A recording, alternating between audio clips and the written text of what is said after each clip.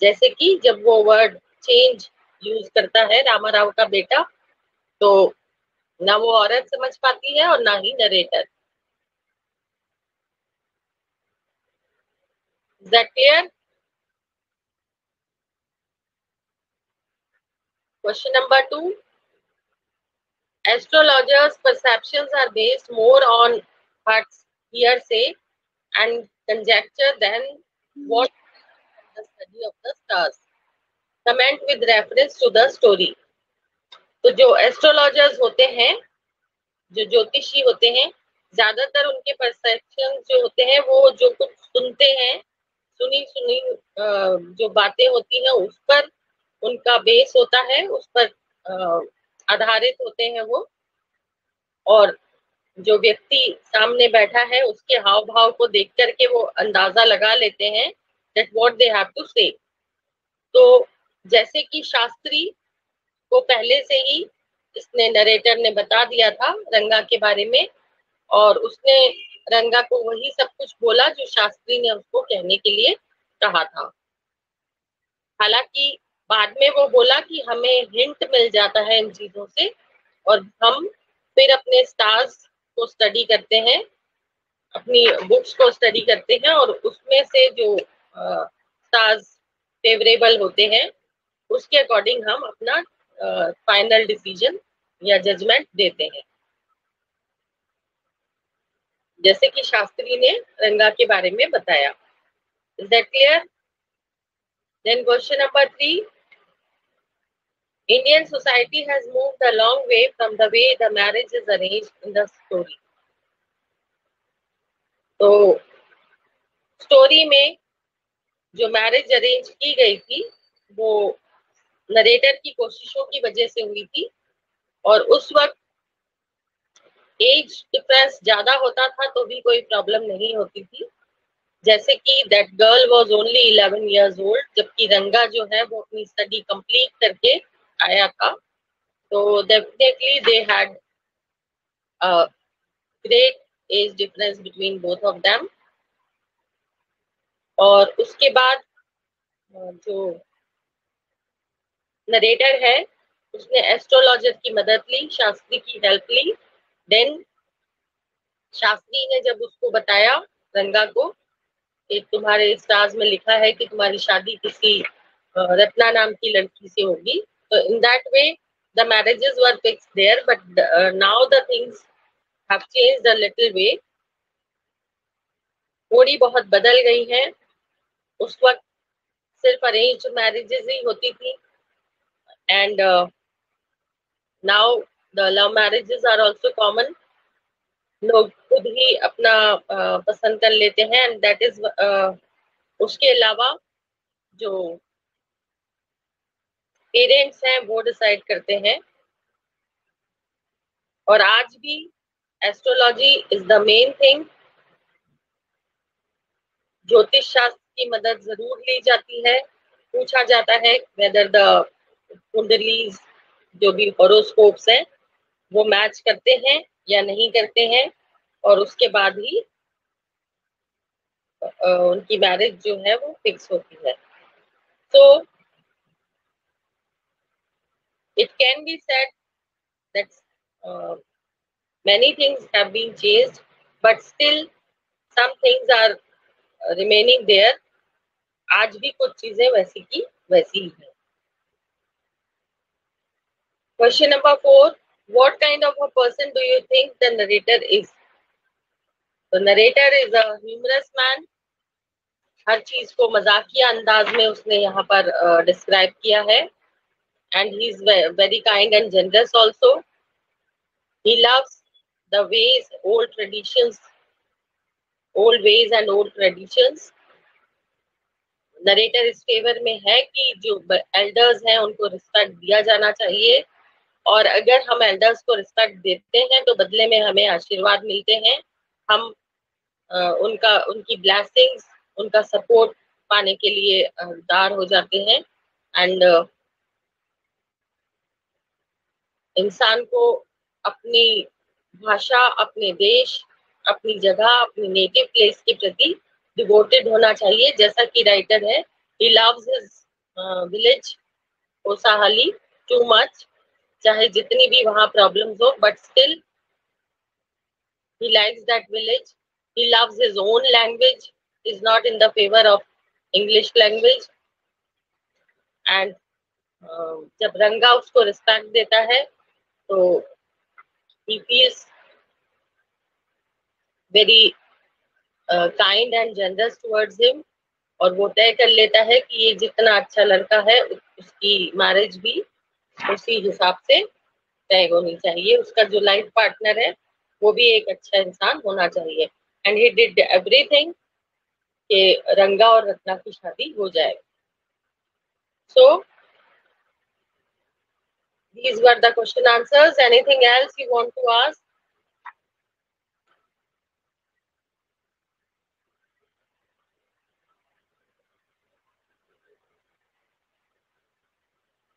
Yes.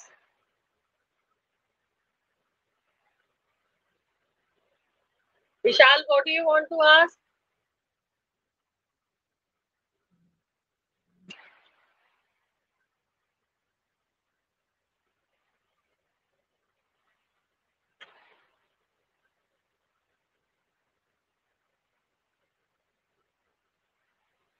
नियति, करण, कुछ पूछना है?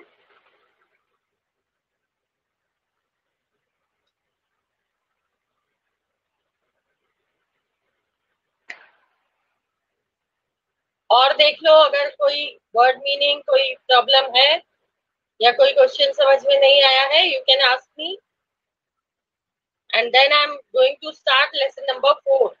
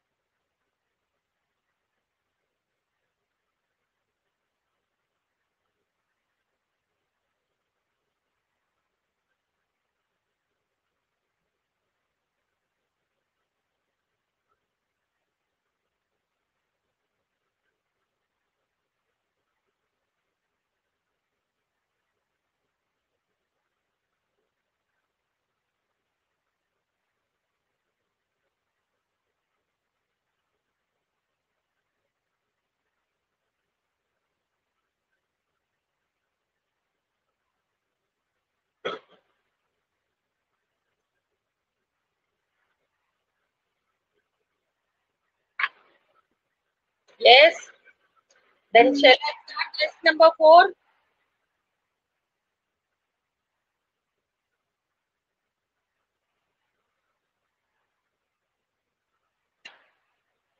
Okay.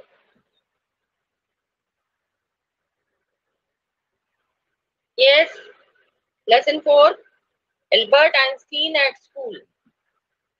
This is written by Patrick Pringle. Albert Einstein के बारे में आप सब लोग जानते हैं.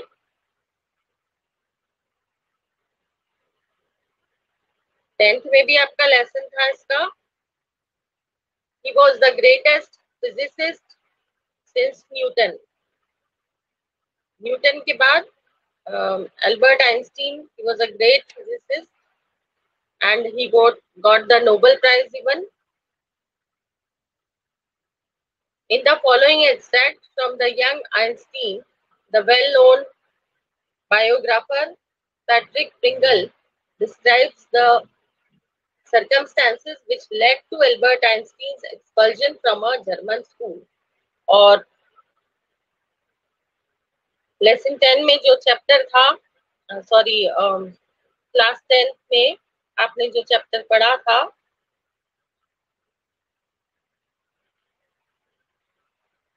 May be it is 10th और 9th, तो वहां हमने पढ़ा था कि जो आइंस्टीन है उसको निकाल दिया गया था स्कूल से. और ये जो एक्सट्रैक्ट लिया गया है, ये लिया गया है द यंग आइंस्टीन, जो बुक लिखी थी पैट्रिक प्रिंगल ने, and it was the biography of Einstein. तो इस लेसन में हम पढ़ेंगे कि कौन सी वो सर्कमस्टेंसेस थी जिसकी वजह से आइंस्टीन को जर्मन स्कूल से निकाल दिया गया था। In what year Einstein, asked the history teacher, did the Prussians defeat the French at Waterloo? I don't know, sir. And Einstein के बारे में हम लोग जानते हैं कि when he was born, he was not like a normal child. Einstein का sir बहुत बड़ा था और काफी लेट उसने बोलना सीखा था, और जब बोलना सीखा था तो he used to repeat everything twice. तो he was good at studies, but still जो इसके टीचर्स थे, इसके प्रिंसिपल ने इसकी मदर को बोला था कि ये आगे जाकर कुछ भी नहीं कर पाएगा, एंड इसीलिए इनकी मदर ने इनको म्यूजिक सिखाना स्टार्ट कर दिया था। He used to play violin very well at the age of 6. 6 साल की उम्र में आते आते ये वायलिन बहुत अच्छा बजाने लगे थे, and he was good at studies, but जो रूल्स एंड रेगुलेशंस हैं वो इन्हें समझ में नहीं आते थे, and he was just a kind of rebel, जो हर चीज के प्रति विद्रोह की भावना रखता है, यानी कि सब कुछ इनके अकॉर्डिंग होना चाहिए, otherwise he would not feel comfortable. तो let us start this. Einstein से उसकी हिस्ट्री टीचर ने पूछा, रशियंस ने फ्रेंच को कब वाटरलू के वॉर में जो हराया था, तो which was that year? I don't know, sir. Why don't you know? You've been told it often enough. I must have forgotten. Did you ever try to learn? Asked Mr. Brown. No, sir, Albert replied with his usual unthinking honesty. Why not? I can't see any point in learning dates. One can always look them up in a book. Mr. Brown was speechless for a few moments. You amaze me, Einstein, he said at last. Don't you realize that one can always look most things up in books? That applies to all the facts you learn at school. Yes, sir. Then I suppose you don't see any point in learning facts. Frankly, sir, I don't, said Albert. Then you don't believe in education at all? Oh, yes, sir, I do. I don't think learning facts is education.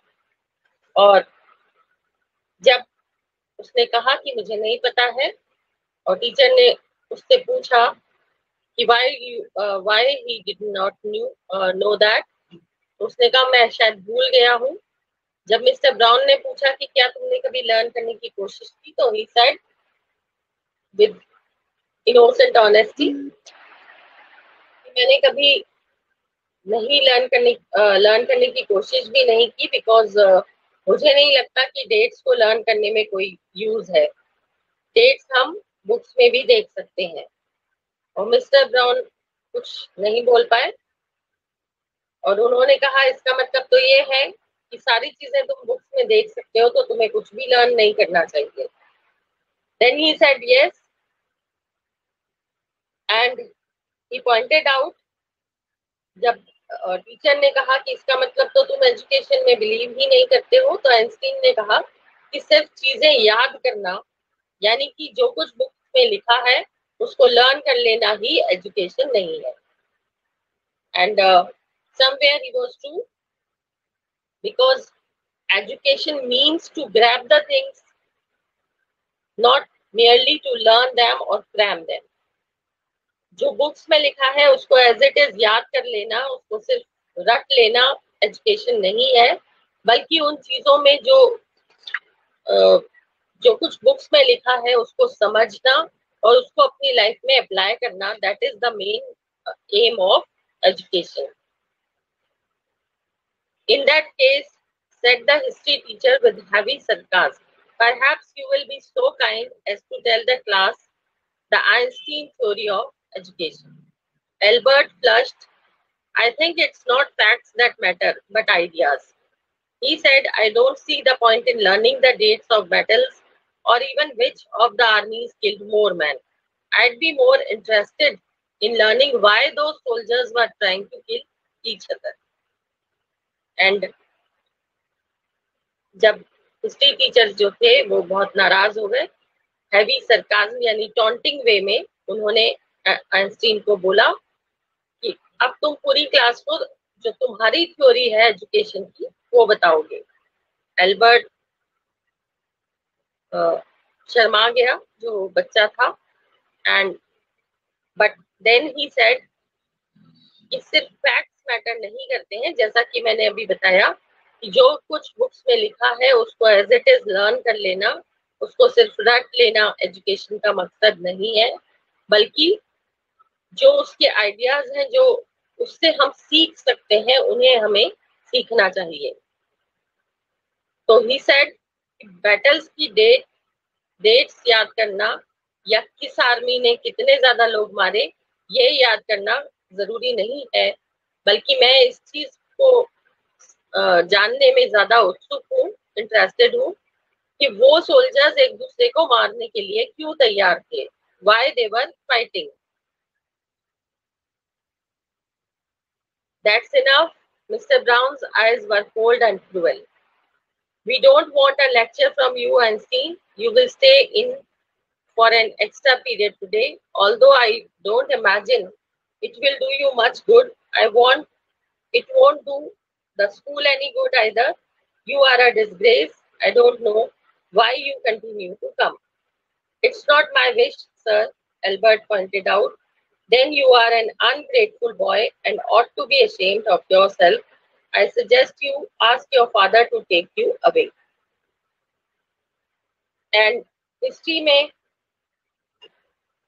जो कुछ हम पढ़ते हैं वो सिर्फ वो चीजें होती हैं जो हो चुकी हैं, and we have to just learn क्या क्या हुआ था पहले, कौन कौन से एम्परर्स किंग्स हुए थे, उन्होंने किसने किसको डिफीट किया, कौन कौन सी बैटल्स हुई और who was the winner in those battles. तो हिस्ट्री सिर्फ फैक्ट्स पर आधारित होती है जो कुछ पहले हो चुके हैं, and Einstein was not interested in all that. तो मिस्टर ब्राउन उससे बहुत ज्यादा नाराज हो गए, and he said he punished him कि आज तुम्हें एक एक्स्ट्रा पीरियड और स्कूल में रुकना पड़ेगा। वैसे इसका कोई फायदा ना तुम्हें होगा ना स्कूल को होगा, क्योंकि तुम तभी कुछ नहीं सीख सकते। मुझे ये समझ में नहीं आता, जब तुम्हारे लिए एजुकेशन का कोई मतलब नहीं है, then why do you come to school. Then इस पर भी एल्बर्ट ने कहा कि ये मेरी इच्छा नहीं है, पेरेंट्स मुझे भेजते हैं तो मैं आता हूँ। And again this was a disregard towards his teacher. तो उन्होंने कहा कि अपने फादर से बोलो कि तुम्हें यहाँ से ले जाएं, you don't need school anymore. Albert felt miserable when he left school that afternoon. Not that it had been a bad day, most days were bad now. Anyway, but because he had to go back to the hateful place the next morning, he only wished his father would take him away, but there was no point in even asking. He knew what the answer would be. He would have to stay until he had taken his diploma. Albert को उस दिन जब वो वापस घर गया school से छुट्टी होने के बाद, तो उसको बहुत बुरा लगा, क्योंकि ऐसा नहीं था कि सिर्फ एक वही दिन खराब था, मोस्ट ऑफ द डेज उसके साथ यही सब कुछ होता था। Because according to him education का मतलब उसके लिए कुछ और था। It was to learn the ideas, not merely the facts. और स्कूल में इंसिस्ट किया जाता था only to learn the facts, not the ideas. दोनों अपनी अपनी जगह पर सही थे, एंड डेली एल्बर्ट की आर्ग्यूमेंट हो जाती थी अपने टीचर्स के साथ। और अगले दिन सुबह एल्बर्ट को वापस उसी जगह पर जाना था, यानी कि स्कूल जिसको वो हेट करते थे। He wished कि वो अपने फादर को बता दे कि उसको स्कूल में नहीं जाना है, उस स्कूल में नहीं जाना है, लेकिन वो जानता था कि उसका जवाब क्या होगा, फादर का जवाब क्या होगा, और उसको जब तक अपनी वो एजुकेशन कंप्लीट नहीं कर लेता, डिप्लोमा नहीं ले लेता, तब तक उसको वहां जाना पड़ेगा. Going back to his lodgings did not cheer him up.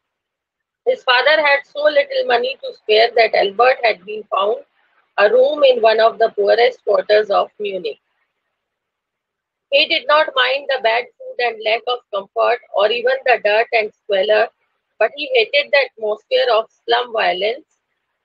His landlady beat her children regularly, and every Saturday her husband came drunk and beat her. और वहां पर जो आइंस्टीन की लॉजिंग थी, यानी जहां उसको रहना होता था तो स्कूल कंटिन्यू करने के लिए, तो उसके फादर के पास इतना पैसा नहीं था. एक छोटा सा रूम किराए पर कमरा उन्होंने लिया था म्यूनिक में. वहां पर भी जो स्थिति थी, कंडीशंस थी, वो बहुत अच्छी नहीं थी. ना खाना अच्छा था, ना कोई कंफर्ट था, कोई सुविधा थी, और चारों तरफ गंदगी फैली हुई थी.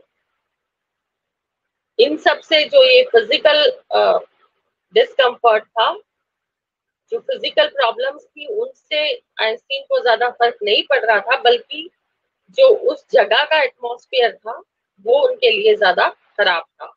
क्योंकि उनकी जो लैंड लेडी थी, जो मकान मालकिन थी, वो डेली अपने बच्चों को मारती थी, और हर सैटरडे को उसका husband when he came home he was drunk, और वो अपनी वाइफ को मारता था.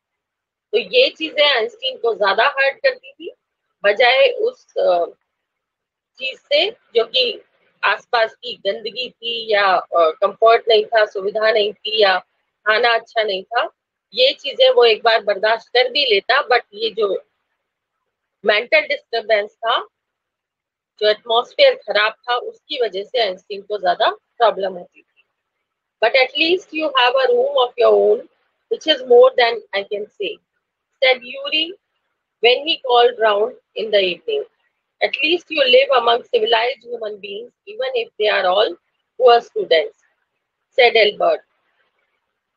They are not all civilized, Yuri replied. Did you not hear that one of them was killed last week in a duel? And what happens to the one who killed him? Nothing, of course. He's even proud of it. His only worry is that the authorities have told him not to fight any more duels. He's upset about this because he hasn't a single scar on his face to wear for the rest of his life as a badge of honor. Oh, exclaimed Albert, and these are the students. Well, you'll be a student one day, said Yuri. I doubt it, said Albert glumly. I don't think I'll ever pass the exams for the school diploma. और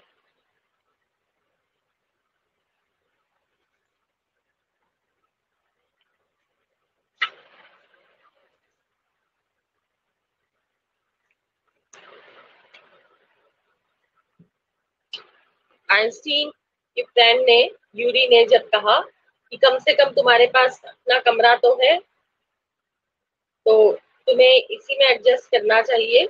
but Albert का कहना था कि हमें उस जगह पर रहना चाहिए जहां सिविलाइज्ड ह्यूमन बीइंग्स हो, अच्छे लोग आसपास रहते हो, सभ्य लोग आसपास होते हो, चाहे वो गरीब ही क्यों ना हो, but they should be civilised, उन्हें सभ्य होना चाहिए. एंड यूरी का कहना था कि सभी लोग सिविलाइज नहीं होते हैं. तुमने सुना नहीं, ड्यूएल यानी जो कुश्ती होती है, द्वंद्व होता है, उसमें एक को मार दिया गया. और जब आइंस्टीन ने पूछा कि जिसने मारा उसका क्या हुआ, तो पता चला कि उसका कुछ नहीं हुआ. वो अब प्राउड फील कर रहा है इस बात पर. और जो अथॉरिटीज हैं उन्होंने कहा है कि अब कोई ड्यूएल्स लड़ने की जरूरत नहीं है. And the one who killed the another one, he is upset क्योंकि अभी तक उसके चेहरे पर कोई ऐसा निशान नहीं है जिसको एक सम्मान के रूप में वो दिखा सके कि मैं लड़ता था और मैंने इतने लोगों को मारा या हराया। तो उसके लिए तो वो एक बैज ऑफ ऑनर था, यानी सम्मान की बात होती अगर कोई निशान उसके चेहरे पर होता। और ऐसी फीलिंग्स रखने वाले या ऐसे लोगों को आइंस्टीन स्टूडेंट्स नहीं मानते। Then Yuri said that you will also be a student one day. तो आइंस्टीन ने कहा कि मुझे डाउट है, बिकॉज मुझे नहीं लगता कि मैं कोई स्कूल एग्जाम पास कर पाऊंगा एंड डिप्लोमा हासिल कर पाऊंगा। He told his cousin Elsa the same next time she came to Munich. Normally she lived in Berlin, where her father had a business. I'm sure you could learn enough to pass the exams, Albert, if you tried.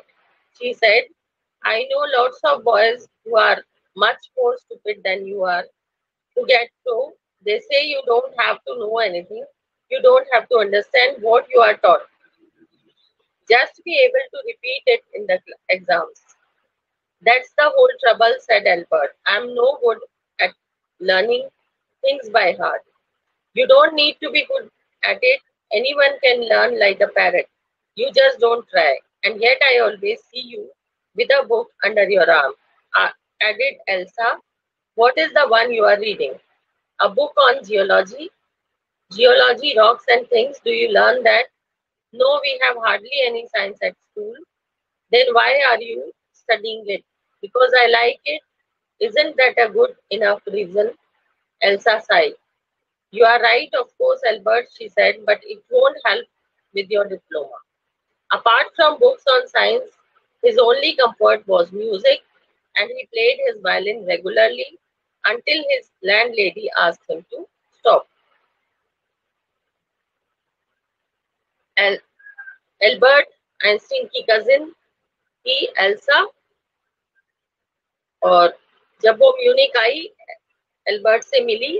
Normally वो Berlin में रहती थी, जहां उसके father का business था, और उसने आकर के एल्बर्ट को समझाने की कोशिश की कि तुम इतने स्टूपिड नहीं हो, तुम में इतना दिमाग है, क्योंकि तुमसे जो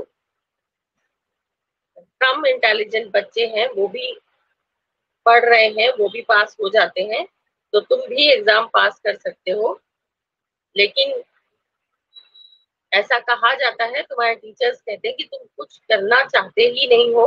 you don't want to know anything, you don't want to understand anything. जो भी तुम्हें पढ़ाया जाता है, you are not interested in that, और यही सबसे बड़ी परेशानी है। एल्सा ने फिर उसको समझाने की कोशिश की, पैरेट की तरह कोई भी लर्न कर सकता है, यानी रटना। तो जो कुछ तुम्हें पढ़ाया जा रहा है उसको तुम रट लो, तो एटलीस्ट वो सब जब तुम एग्जाम में लिखोगे, रिपीट करोगे, तो तुम पास हो जाओगे। और वैसे भी हर बार तुम्हारे पास कोई ना कोई बुक होती है जिसको तुम पढ़ते रहते हो। Then that was the book on geology. Geology होती है जो अर्थ के अंदर जो कुछ भी है क्रस्ट के अंदर, उसकी स्टडी करना, that is called geology. That is the book on rocks and other things which are found in the crust of the earth. जब एल्सा ने पूछा कि ये तुम्हारे कोर्स का, तुम्हारे सिलेबस का हिस्सा है, then he said no, हमारे स्कूल में ऐसी कोई साइंस नहीं पढ़ाई जाती है। and he was interested in the scientific facts, natural facts. When he was asked that why he was studying that, तो उसका जवाब था कि क्योंकि मुझे ये पढ़ना पसंद है, इसलिए मैं ये पढ़ता हूँ।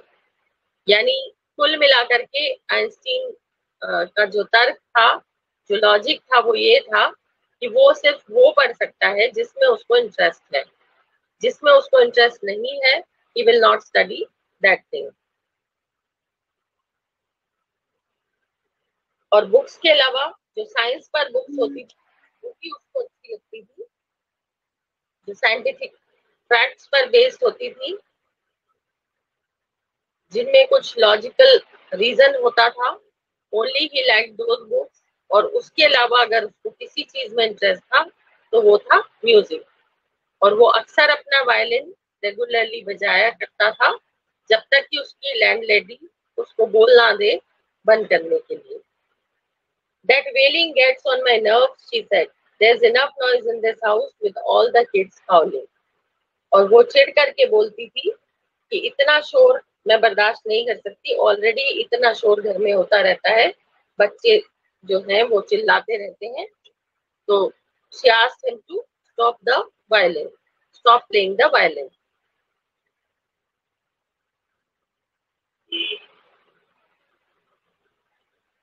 Albert was tempted to point out that most of the time it was she who made them howl, but he decided it was better to say nothing.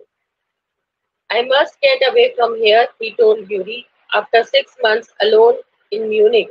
It is absurd that I should go on like this. In the end, it will turn out I have been wasting my father's money and everyone's time. It will be better for all if I stop now.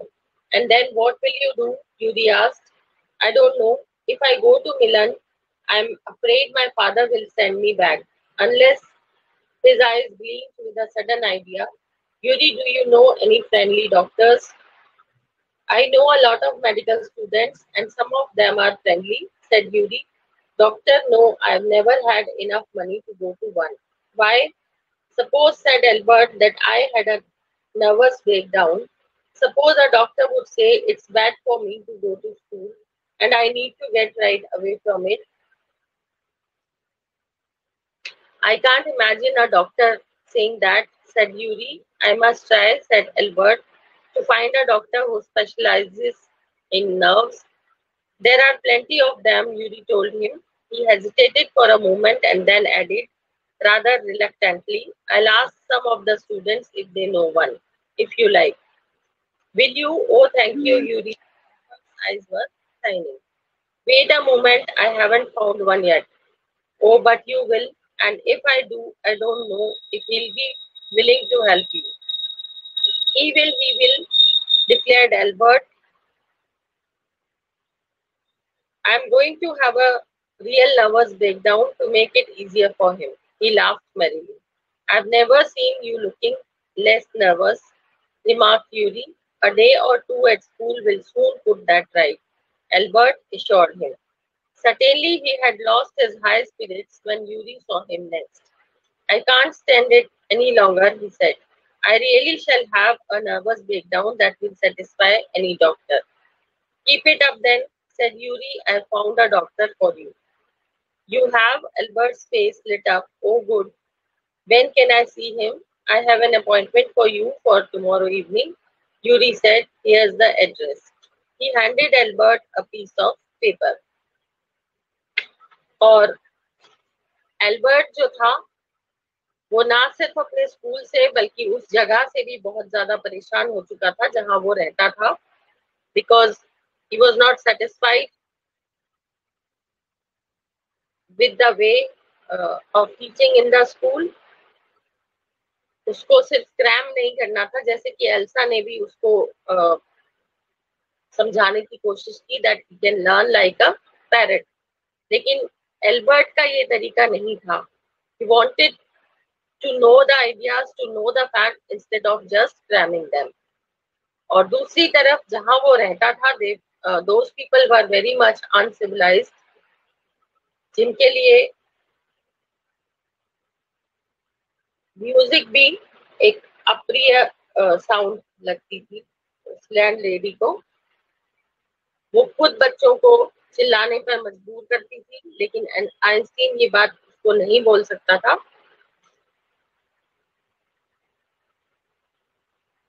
सो दोनों ही जगह से वो इतना परेशान हो चुका था कि उसको लग रहा था कि उसको यहाँ से निकल जाना चाहिए.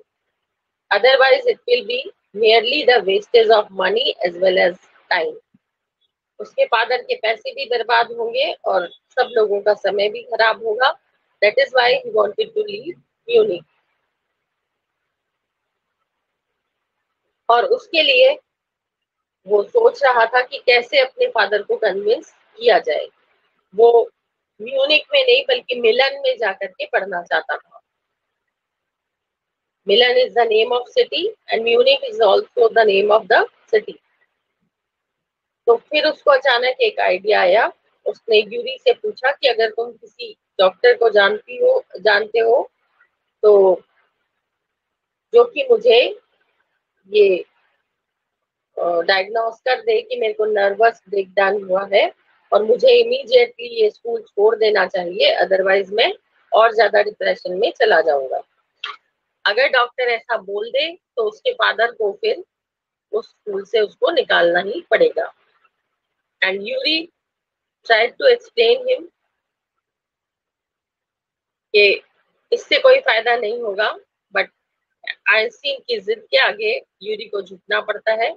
और एल्बर्ट आइंस्टीन इस चीज के लिए भी पूरी तरह से तैयार है कि मैं सच में नर्वस ब्रेकडाउन अगर मुझे हो जाएगा तब तो डॉक्टर के लिए इजी होगा ये डायग्नोस करना.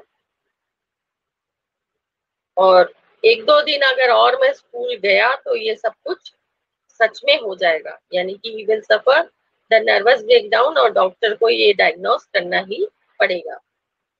And finally Yuri took an appointment for him and Yuri handed him the address. He handed Albert a piece of paper. Dr. asked, well, is he a specialist in nervous troubles? asked Albert. यहाँ से आगे हम लोग कल continue करेंगे in the next class. Read the lesson, ताकि जो कुछ भी समझ में नहीं आ रहा है या कोई भी वर्ड मीनिंग्स है तो अंडरलाइन करके रखिए, so that you can ask me in the next class. Is that clear?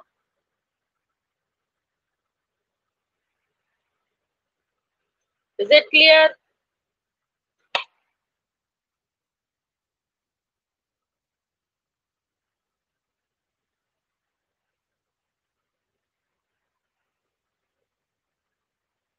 Okay then.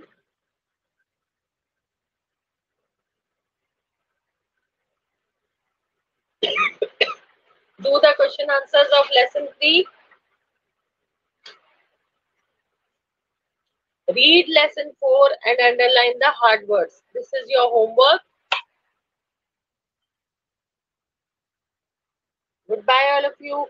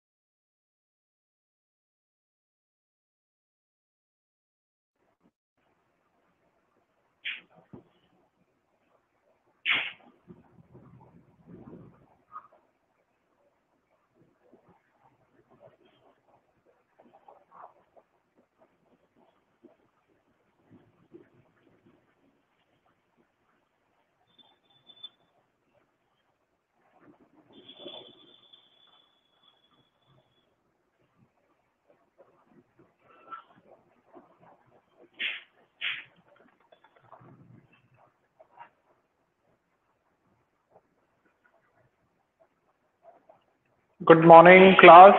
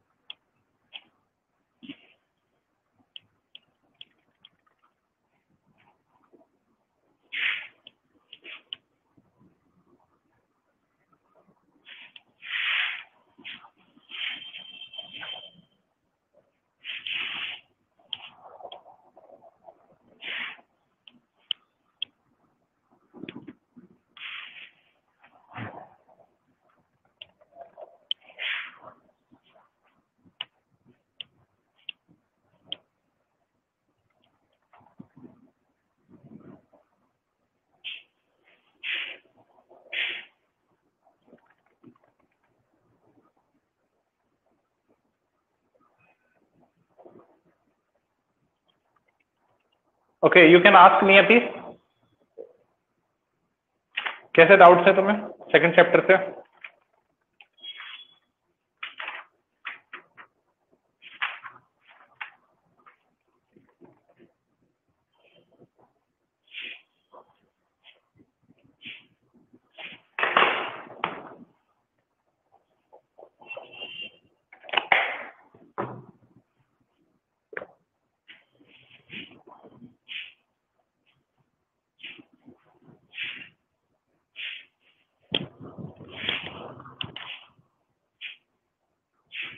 पहले तुम क्वेश्चंस पूछ लो, फिर मैं पूछ लूंगा। जिसके जो डाउट है वो पूछ सकता है।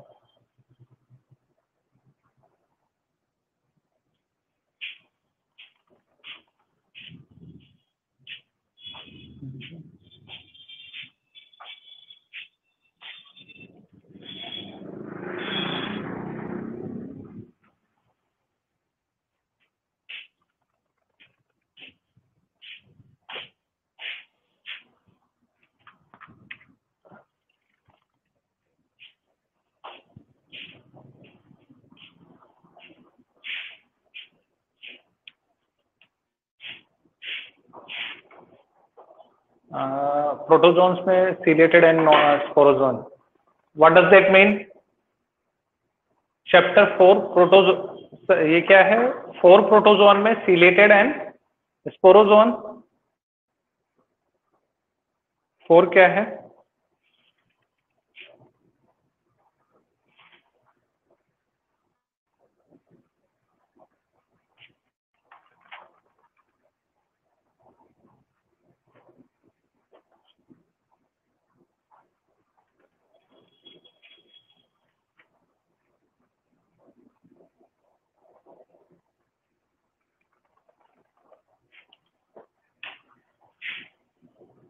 नियति क्वेश्चन समझ नहीं आया बेटा।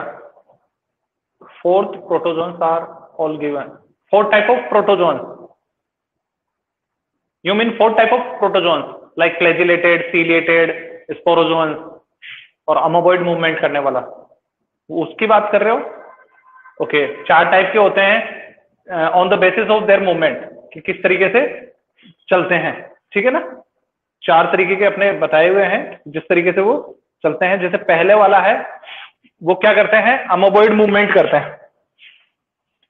फर्स्ट वाला है अमोबॉइड मूवमेंट से, यानी कि अमोबॉइड, इसका एग्जांपल ही अपना अमीबा है, ठीक है ना? ऐसी ऑर्गेनिजम्स में क्या होता है? सूडोपोड्स बनते हैं, नकली का पैर बनता है, इसे क्या बोलते हैं? सूडोपोड बोलते हैं, सूडोपोडिया। जिसकी वजह से क्या करते हैं? मूव करते हैं, थोड़ी देर के लिए बनता है। सूडो का मतलब होता है false. Sir give a summary on fungi, ठीक है, फंगी वाले का भी बता देते हैं, ठीक है ना? तो इसमें क्या होता है? फॉल्स, ठीक है, ये क्लियर है? अमेबॉइड, फ्लैजिलेटेड क्लियर है, तो सीलिया वाला नहीं है, ठीक है, लो सीलिया वाला बता देते हैं। देखो, सीलिएटेड का मतलब कुछ ऐसी ऑर्गेनिजम्स पाई जाती हैं, ठीक है, प्रोटोजोन फैमिली की कुछ ऐसी स्पीसीज भी हैं मेरे पास में, कुछ ऐसी ऑर्गेनिजम्स भी हैं जो दिखने में कुछ इस तरीके की दिखाई देती हैं, ठीक है, लेकिन इनकी बॉडी के चारों तरफ है ना छोटे छोटे हेयर्स की जैसी स्ट्रक्चर पाई जाती है, छोटे छोटे हेयर्स की जैसी स्ट्रक्चर पाई जाती है पूरी बॉडी के चारों तरफ। इन स्ट्रक्चर्स को हम सीलिया कहते हैं। All these structures are known as cilia. ये स्ट्रक्चर क्या कहलाती हैं? सीलिया कहलाती हैं, ठीक है, जिनकी हेल्प से ये चल फिर सकते हैं, जिनकी हेल्प से क्या कर सकते हैं? चल फिर सकते हैं। ये तुमने वो देखी है, एक नाव की रेस होती है, एक बोट रेस होती है, जिसमें बहुत सारे नाव चलाने वाले बैठते हैं, बहुत सारे नाव चलाने वाले बैठते हैं। देखा हुआ ऐसा? साउथ की तरफ कहीं कोई रेस होती है ऐसी, राजस्थान में तो इतना पानी ही नहीं है ना, देखिए कभी?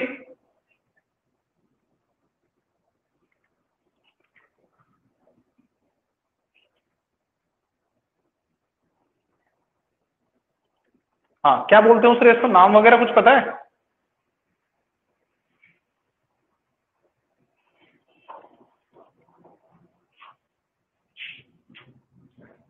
तो इसमें सेम वैसा का वैसा सिस्टम पाया जाता है। एक्चुअली क्या था, अपन ने जैसे ना युगलिना पढ़ा ना, ठीक है, तो युगलिना में तो क्या थी, कुछ ऐसी ऑर्गेनिजम्स थी, ऐसी चाबुक जैसी स्ट्रक्चर पाई जाती है, जिसे फ्लैजेला बोलते हैं। क्या बोलते हैं?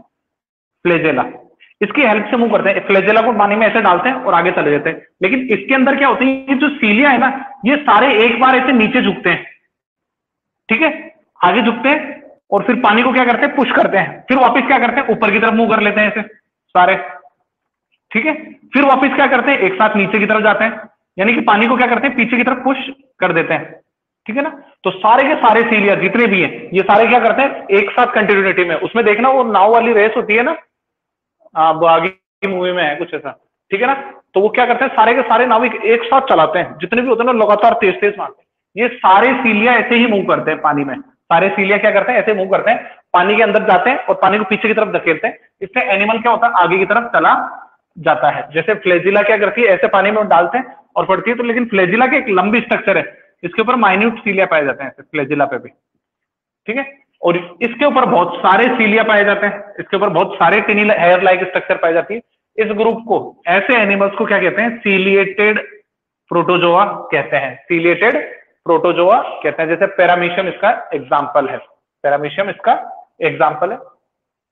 तो देख अमीबा, देखो अमीबा वाले तो अमोबॉइड मूवमेंट से चल लेते हैं, ठीक है, फ्लैजिला वाला फ्लैजिलेटर मूवमेंट से चल लेते हैं, और कुछ सीलिया वाले हैं वो सीलिया से चल लेते हैं। कुछ ऐसे होते हैं जिनको चलने फिरने के लिए जरूरत ही नहीं है, चलने फिरने की जरूरत नहीं है, वो क्या करते हैं? अपनी लाइफ की अलग अलग स्टेजेस को अलग अलग एनिमल्स में स्पेंड करते हैं, अपने लाइफ की अलग अलग स्टेजेस को अलग अलग एनिमल्स में क्या करते हैं? स्पेंड करते हैं, जिसकी वजह से उनका काम चल जाता है, जिसकी वजह से उनका काम चल जाता है। जैसे ट्रिपेनोसोमा मान लो, ठीक है, वो क्या करते हैं? पानी के अंदर गए, पानी के अंदर से ह्यूमन में आ गए, पानी पिया ना ह्यूमन में, तो वो अपनी साइकिल को क्या करते हैं? ऑल्टरनेट चलाते हैं, ठीक है, मच्छर के साथ ट्रेवल करके चले जाते हैं, प्रोटोजोआ डिजीज है ना, मलेरिया, ठीक है, तो इस तरीके से क्या करते हैं? वो मूवमेंट में उनको जरूरत नहीं है, तो वो छोटे छोटे स्पोर्ट्स बना लेते हैं, दाने बनाते हैं, और दानों की वजह से क्या करते रहते हैं? मूव करते रहते हैं, दानों की वजह से क्या करते रहते हैं? मूव करते रहते हैं, एक ऑर्गेनिज्म से दूसरे में इजीली ट्रेवल कर जाते हैं वो तो।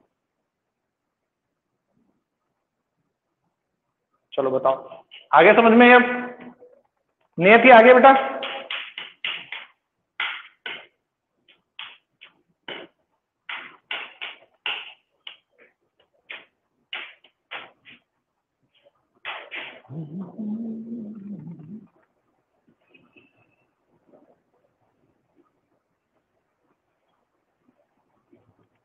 चलो बहुत अच्छी बात है, और कोई डाउट है?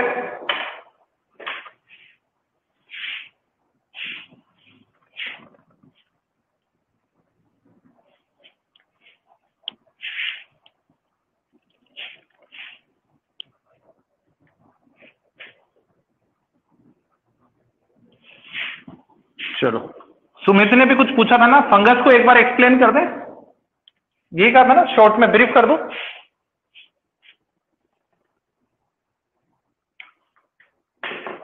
चलो देखो, देखो फंगस है ना, एक बहुत ही वर्सेटाइल या कह सकते हैं कि डाइवर्सिफाइड ग्रुप है, ऑर्गेनिजम्स का डाइवर्सिफाइड ग्रुप है, जिसके अंदर अलग अलग तरीके की अपने को क्या देखने को मिलेंगी? वेरिएशंस देखने को मिलेंगी on the basis of their living place, ठीक है, जहां वो रहते हैं उसके बेस पे, उनकी फूड हैबिट के बेस पे, उनमें मेथड ऑफ रिप्रोडक्शन के बेस पे, ठीक है, उनकी बॉडी स्ट्रक्चर के बेस पे इनके अंदर बहुत ज्यादा डाइवर्सिटी देखने को मिलती है। पहली बात करते हैं जैसे इनके रहने की जगह। देखो एक वर्ड है कॉस्मोपॉलिटियन, इंग्लिश में एक वर्ड है कॉस्मोपॉलिटियन, ठीक है ना। कॉस्मोपॉलिटियन वर्ड का मतलब ये होता है एक कोई ऐसी चीज जो हर जगह पाई जाती हो, सर्वव्यापी, ठीक है। भगवान के लिए क्या कहते हैं, वो हर जगह है, बिल्कुल ऐसे ही फंगस है। फंगस भी क्या होती है, हर जगह मिल सकती है। देखो आपको अगर मैं ना, जैसे अपन ह्यूमन बॉडी है, अपन को बोले कि ग्लेशियर में रह जाओ तो अपन ज्यादा टाइम नहीं रह सकते, 1 महीने 2 महीने, ठीक है, वो भी बहुत ज्यादा हीटर वीटर के साथ में।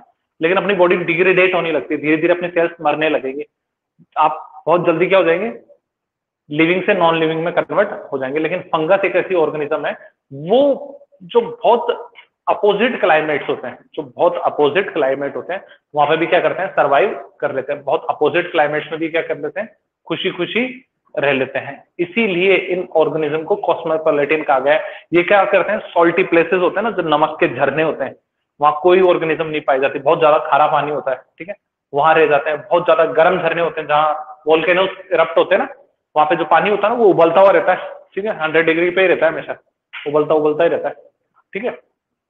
तो वहां मिल जाते हैं, ठीक है। एसिडिक सॉइल में मिल जाते हैं, बेसिक नेचर की, मतलब कहो तो कहाँ नहीं मिलते, ठीक है। जैसे अपना अचार है एसिडिक ही तो होता है, आप पिकल डालते हो ना घर पे, अचार उचार बना देते हैं, उसके ऊपर आ जाती है ना फंगस, तो एसिडिक नेचर का हो गया। मतलब बहुत ज्यादा डाइवर्सिटी है अपने फूड। अब बात करते हैं इनकी फूड हैबिट की, तो फूड हैबिट में इनकी क्या बहुत ज्यादा डाइवर्सिटीफाइड है। कुछ स्पैरोफाइटिक होती हैं, जो डेड ऑर्गेनिजम्स होती है ना, गले सड़े भोजन पे उस पर रह जाती हैं, ठीक है। कुछ पैरासाइटिक होती है, लिविंग ऑर्गेनिज्म से क्या कर लेती है, अपना फूड ले लेती हैं। कुछ म्यूचुअलिज्म में रहती हैं, जैसे लाइकेंस थी, एल्गी के साथ रिलेशन बना के रह रही है, ठीक है। तो फूड हैबिट भी इनकी क्या है, बहुत अलग अलग है। फूड हैबिट्स भी क्या है इनकी, बहुत अलग अलग होती हैं, ठीक है ना। कुछ प्लांट की रूट्स में रह जाती हैं, कुछ क्या करती हैं, प्लांट्स की रूट्स में रह जाती हैं, ठीक है ना। जैसे माइकोराइजा है, माइकोराइजा है तो वो क्या करती है, प्लांट की रूट में रह जाती है और अपना फूड उससे ले लेती है, न्यूट्रिशन ले लेती है, उसको क्या हो जाती है, नाइट्रोजन फिक्सेशन मिल जाती है। किसके टाइप पूछे बेटा,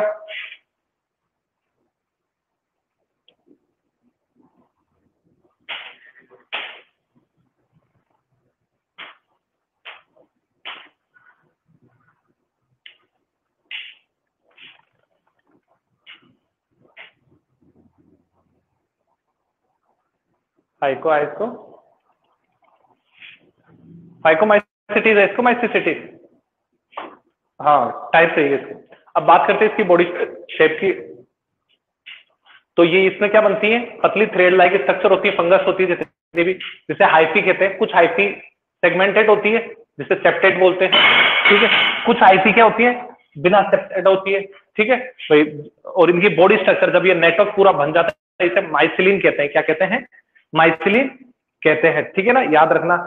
कुछ होती है कॉर्नोसाइट्स जो बिल्कुल ट्यूब जैसी होंगी, कहीं भी सेगमेंट नहीं बनाएंगे। ये इसकी बॉडी शेप की बात हो गई। रिप्रोडक्शन की बात करें तो देखो इसमें असेक्सुअल रिप्रोडक्शन पाया जा सकता है, कोनिडिया बन जाते हैं, माइक्रोस्पोरेंजियम बन जाते हैं, ठीक है, स्पोर्स बन जाते हैं। आज वेजिटेटिव रिप्रोडक्शन भी हो सकता है, लाइक फ्रेगमेंटेशन हो सकते हैं, इसके अंदर टुकड़ों के अंदर इसको क्या किया जा सकता है, रखा जा सकता है। फिजन हो सकता है, अमीबा क्या कर देता है, सॉरी, इसके अंदर कई कई इसके एग्जाम्पल ऐसे हैं, इसके अंदर क्या हो जाता है, फिजन और बडिंग जैसे प्रोसेस देखने को मिल जाएंगे। तो ये वेजिटेटिव रिप्रोडक्शन का भी हो गया। सेक्सुअल रिप्रोडक्शन भी इसमें क्या होता है, इजीली देखने को मिल जाता है। जैसे इसमें कैरियोगेमी देखने को मिलती है, इसमें न्यूक्लियस फ्यूज हो जाता है। इसमें प्लाज्मोगेमी देखने को मिल जाती है, इसमें जो प्लाज्मा है वो क्या होता है, फ्यूज हो जाता है। तो इस तरीके से क्या होता है, इसके अंदर सभी तरीके की डाइवर्सिटी देखने को मिलती है। अब बात करते हैं इसके अंदर क्लासिफिकेशन की। तो इसके बहुत सारे क्लासेस बनाए गए on the basis of their method of reproduction या रिप्रोडक्टिव स्ट्रक्चर के बेस पे। जैसे फाइकोमाइसिटीज है, जिसमें राइजोपस आता है, ब्रेड माउल्ड जिसे आप पढ़ते हो ना, जो आपकी ब्रेड को खराब कर देता है, असेक्सुअल रिप्रोडक्शन कर लेता है, ठीक है। क्या बनते हैं, जूस्पोर बन जाते हैं। क्या बनते हैं, जूस्पोर बनते हैं। दूसरा आपका है एस्कोमाइसिटीज, जिसमें वैक्सीन बनाई थी पेलिसिनिल, वो वाली। कोनिडिया से इसमें क्या हो जाता है, रिप्रोडक्शन हो जाता है। और भी डिफरेंट बॉडीज है, ठीक है, सेप्टेट होता है। फिर अपन ने पढ़ा बेसिडियोमाइसिटीज और ड्यूटेरोमाइसिटीज। बेसिडियोमाइसिटीज में तो क्या बोलते हैं, बेसिडियोस्पोर बन जाते हैं, इसकी वजह से उसमें रिप्रोडक्शन होता है। सेप्टेड बॉडी होती है, ब्रांच्ड डोर होती है, ठीक है। जो सेप्टा हाइफी होगी वो क्या होगी, ब्रांच्ड मिल जाएगी। और लास्ट में जो पड़ी थी वो ड्यूटेरोमाइसिटीज थे। चलो बताओ, और कोई क्वेश्चन? नियति, सुमित और विशाल, वीरेंद्र है, विशाल है, विशाली है। कोई डाउट है तो आप अभी भी पूछ सकते हैं, कोई दिक्कत नहीं है। फिर मैं पूछूंगा क्वेश्चन सब।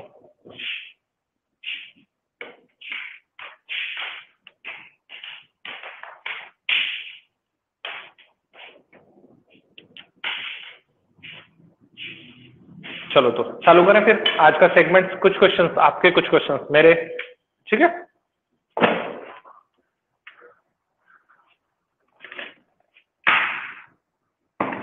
अच्छा, can we take a written test over here? क्या हम एक रिटन टेस्ट ले सकते हैं?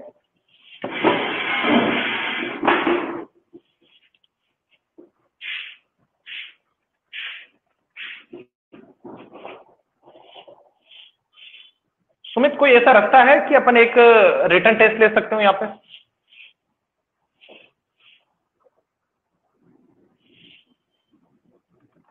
कोई प्रोसीजर हो जिसमें रिटन लिया जा सकता हो?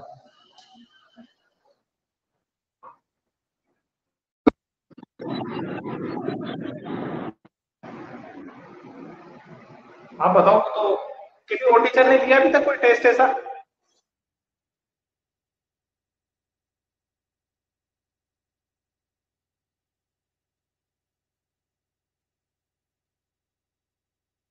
किसी टीचर ने अब तक कोई रिटन टेस्ट लिया है? अच्छा, किसी किसी भी तरीके से कोई ओरल टेस्ट या कुछ ऐसा और कोई सेगमेंट?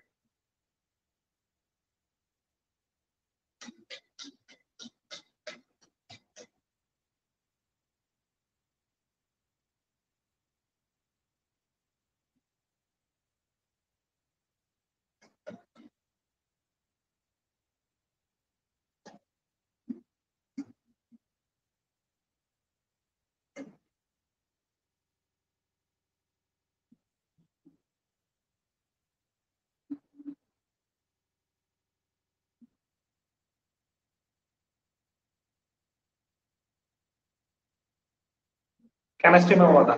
कैसे हुआ था सुमित, बताना बेटा।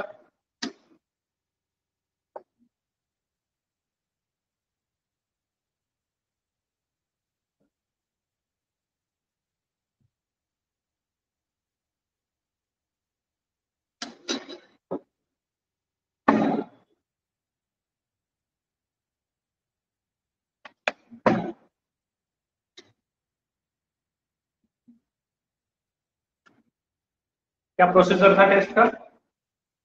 ओरल था, रिटन था, क्लास? ओरल था। ओरल टेस्ट होगा, मतलब जैसे जैसे मैसेजेस के थ्रू क्वेश्चन पूछे जाते हैं।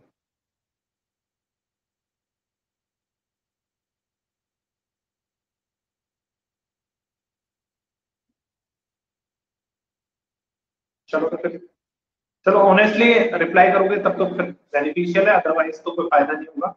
ठीक है, तो मैं क्वेश्चन पूछता हूँ, सब अपने अपने जवाब देना, ठीक है ना? पहला क्वेश्चन है, वायरॉइड क्या होते हैं? Viroid, VIROID। पहला क्वेश्चन है, व्हाट आर वायरॉइड्स?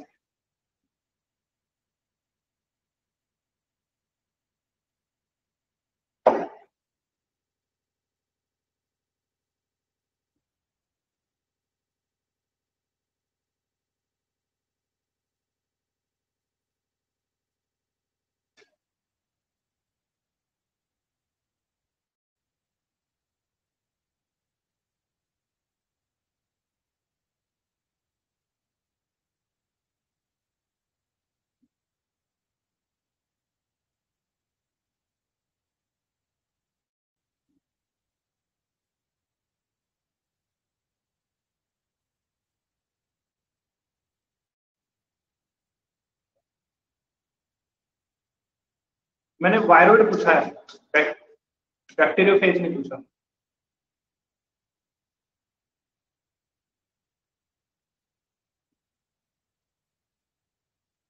वायरॉइड पूछा, viroid.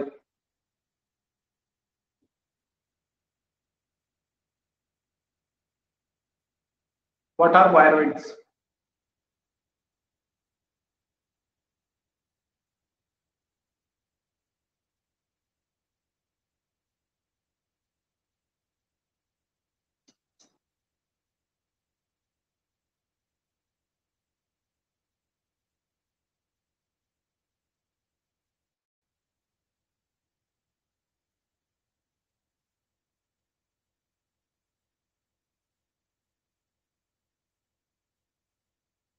It's not a proper definition.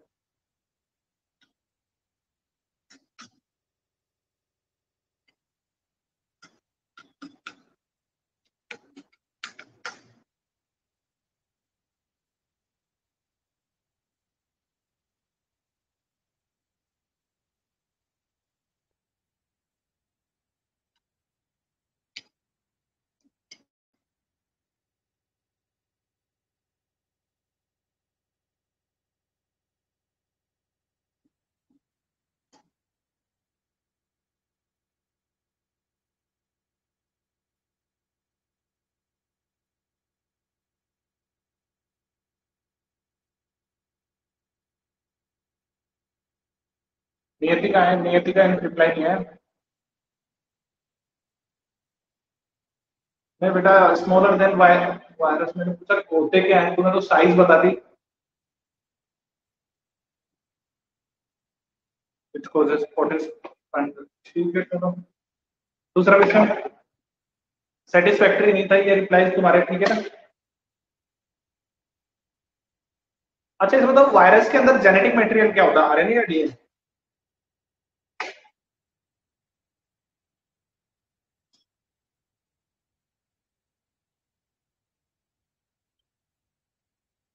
Virus के अंदर कौन सा जेनेटिक मटेरियल होता है?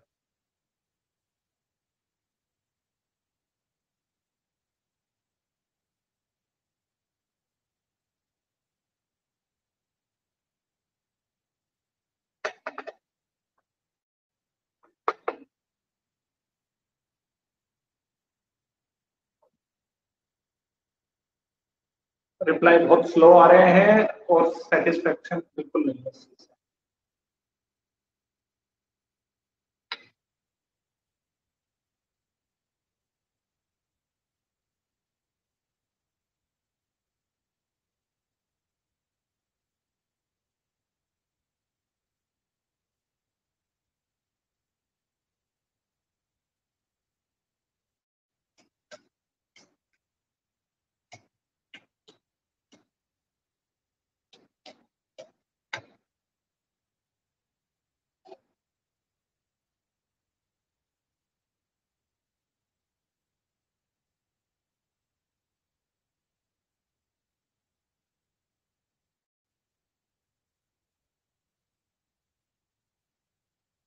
अच्छा कोई दो दो एग्जांपल ऐसे बताओ जो वायरस से होती है डिजीजेस, प्लांट में भी और ह्यूमन में, दो दो डिजीज बतानी है।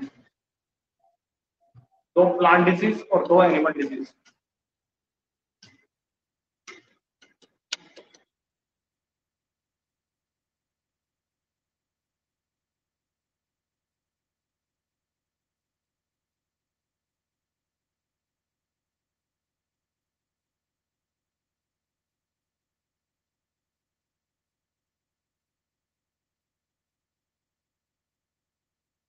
स्मॉलपॉक्स।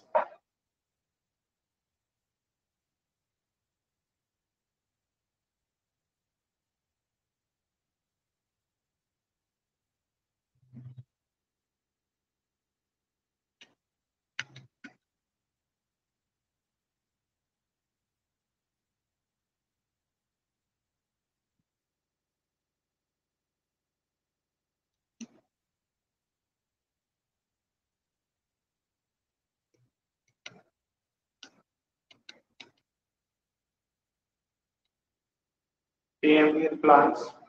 और कौन से डिजीज है प्लांट्स में?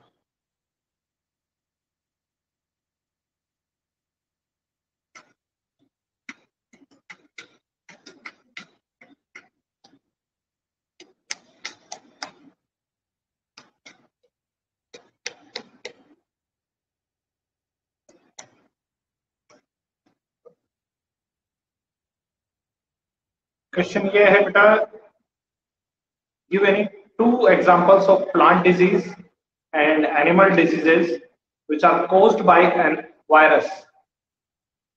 Rust is a fungal disease.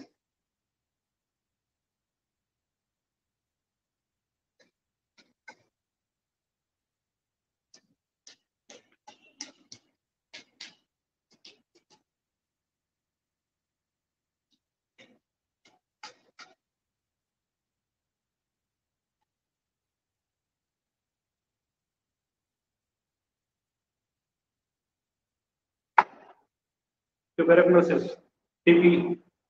Tuberculosis किससे होती है? बैक्टीरिया से होती है। ट्यूबरकुलोसिस नाम नहीं पढ़ने में आ रहा है, बैक्टीरिया है ये।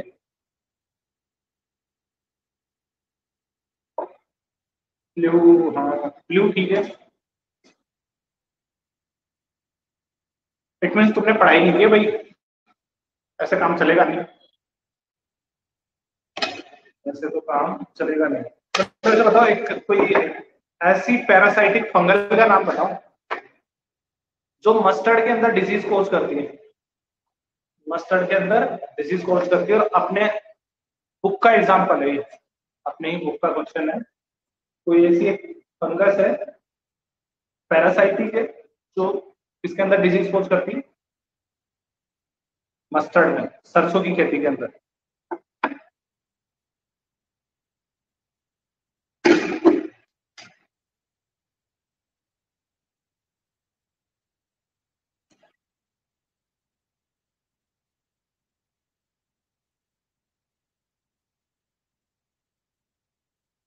गुड। वो कौन सा सब ग्रुप है, वो कौन सा सब ग्रुप है जिसके जिसकी फंगस कोप्रोफाइलस होती है? कोप्रोफाइलस वर्ड सुना था, पढ़ाया था मैंने, एक्सप्लेन किया था बोर्ड में। कोप्रोफाइलस का मतलब बता दो चलो पहले तो, what is the mean of कोप्रोफाइलस?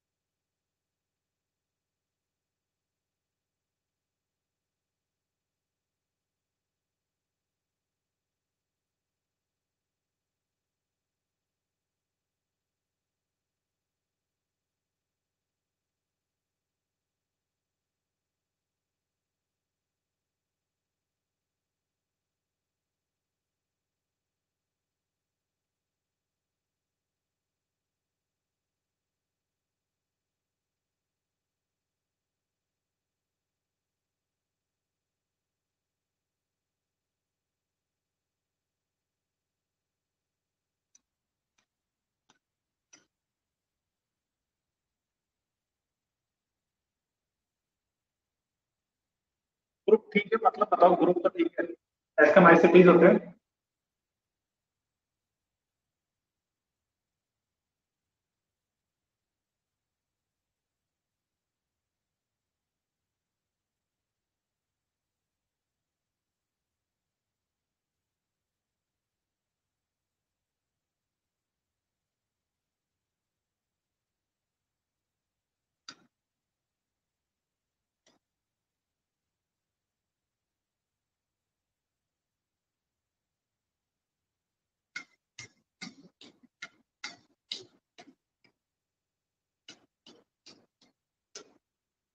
अच्छा, मैंने दो तरह के तुम्हें ना गैमेट्स बताए थे, ठीक है? सेक्सुअल रिप्रोडक्शन जो करते हैं ना, उसमें दो तरह के स्पोर्स बनते हैं, एक तो मोटाइल और एक नॉन मोटाइल। दोनों के नाम बताओ। तुम्हारे सबके आंसर मैच नहीं होते कभी भी, क्या कारण है मेरे को समझ में नहीं आ रहा। मैंने सबको एक जैसा ही पढ़ाया था। नाम बताओ उनके, जो मोटाइल था और नॉन मोटाइल था।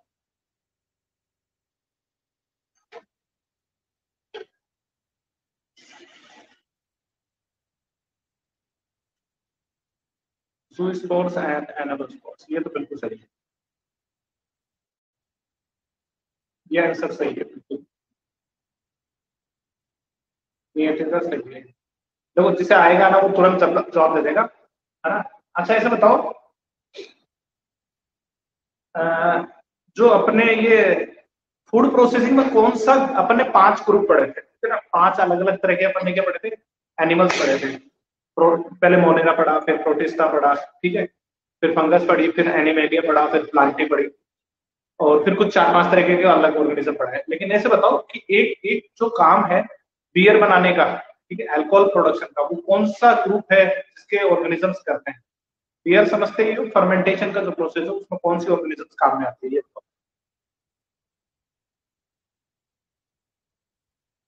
फर्मेंटेशन के प्रोसेस में कौन सी ऑर्गेनिज्म काम में?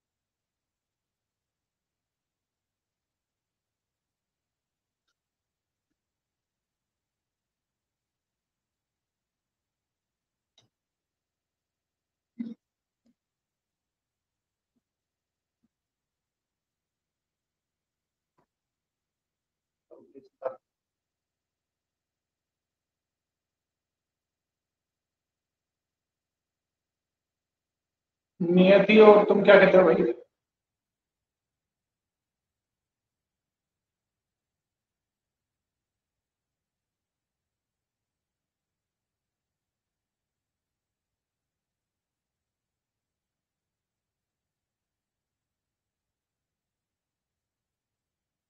विशाल का आंसर प्रोटेस्ट है, तुम्हारा क्या है?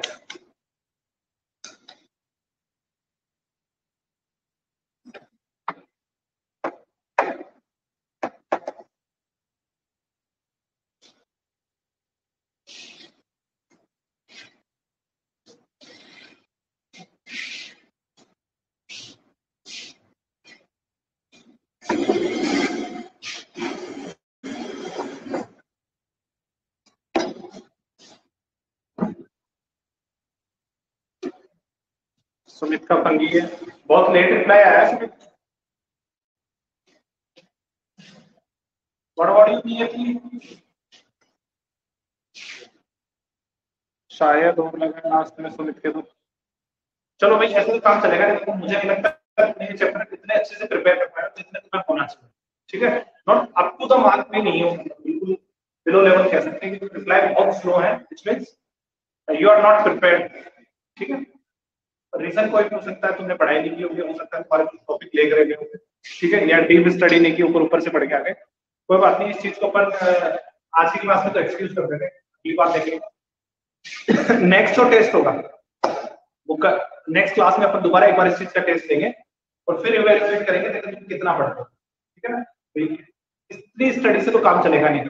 चैप्टर कोई बहुत ज्यादा नहीं है, ऑनलाइन स्टडी पे कंप्लीट कोर्स हो जाएगा, लेकिन जो नॉलेज है वो तो तुम्हें मिल ही नहीं ना, जो मैं डिलीवर कर रहा हूँ तुम्हारे पास पहुंचेगा नहीं, तो वो फ्रूटफुल कैसे रहेगा। ठीक है, तो नेक्स्ट क्लास में अच्छे से लाइन टू लाइन स्टडी करके आना, फिर से टेस्ट लेंगे इसका। ठीक है ना, चलिए नेक्स्ट क्लास में मिलते हैं फिर। Okay, good bye, thank you.